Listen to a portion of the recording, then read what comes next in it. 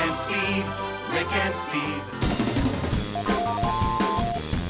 I got involved with Rick and Steve just because they asked me. The people from Logo just called up and I got sent the script and I was rather taken aback, and I thought I like offensive things, and so I jumped on board. I was actually really pleasantly surprised that Logo would be doing something this kind of offensive and edgy and kind of provocative. And I think that we're so kind of bludgeoned into being PC about certain topics that I found it really refreshing that this whole sort of gay story would be so dirty and kind of non-PC. I think it's about time. I think we're all a bit too precious. I play Chuck. He's he's paralysed. He has AIDS, and he's kind of grumpy. But he has this little hot, twinky, 19-year-old boyfriend played by Wilson Cruz. So he's not doing too badly. What's the matter, Evan? Oh, nothing. Oh, good. I didn't feel like listening anyway. But he says some very, very offensive things, which I enjoy performing. But when you do a voice for a thing, it's kind of weird because you still have to sort of really pretend to be that person and embody that person, but obviously you don't have to look like them. So I quite enjoy that. I quite enjoy, playing people that are very different from myself. On camera I enjoy that, but also, off camera it's really nice because you get to be a bit more crazy than you normally would be. And so yeah, I'm quite a physical actor, so I always kind of physicalize the character.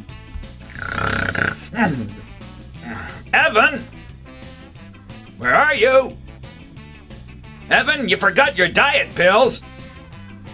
Oh my dear Lord, he's missed his dosage. It's quite funny physicalizing someone who's paralysed. You're so lucky to be confined to a wheelchair. No, I'm lucky I know how to take advantage of it. Thanks to me, the meat market now has wheelchair-accessible glory holes. That was you? I love those. The nearest part of me to Chuck is probably me first thing in the morning when I'm a little grumpy and a little hungover, probably. Probably when I'm hungover is where Chuck comes from. He's sort of like that. But apart from that, I'm not really like him. I certainly wouldn't ever say some of the things he does, and I rarely get to have sex with 19-year-olds. Well, I remember a long time ago thinking about HIV and AIDS that it would be really nice when a day came when it would just be like another life-threatening disease like cancer or something, that there wouldn't be this stigma attached to it, and there wouldn't be this kind of hushed, and there wouldn't be this fear about it. And obviously it's an incurable disease and we mustn't take it lightly, but the fact that it's being kind of coming into our popular culture as something that we can now make light of and make less of, I think it's a really healthy thing, because this is a very dark comedy obviously, and I think death is something that we should be able to have fun with too. My life is so unfair. You have it so easy, Chuck. Except for the HIV and the wheelchair thing. I guess some of us are just born lucky. I think it's quite healthy that someone with AIDS is making jokes about himself and about his disease. Well, I think people will be really will welcome the show because in things like South Park and The Simpsons and those kind of shows, that the comedy is very sort of brutal and edgy and nasty.